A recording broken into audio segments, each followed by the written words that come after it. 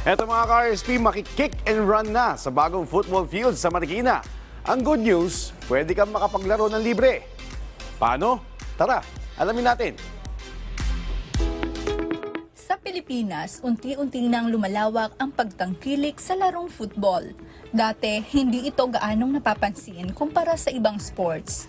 Pero ngayon, mas lalo pang binibigyan ng espasyo ang pag-usbong ng football culture.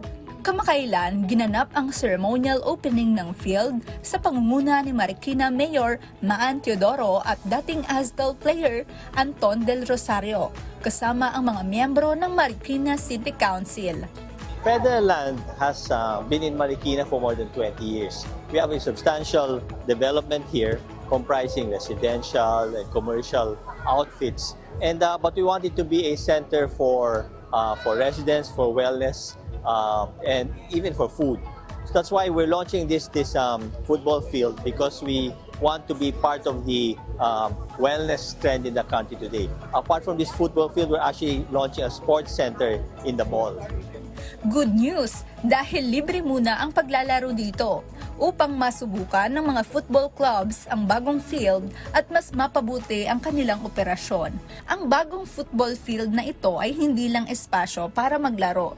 Isa itong hakbang upang palawakin ang football culture sa bansa. Sa pagtatayo ng mga ganitong pasilidad, hindi lang laro ang pinauunlad. Kultura, disiplina at pangarap ng atletang Pilipino ang mas pinatatatag.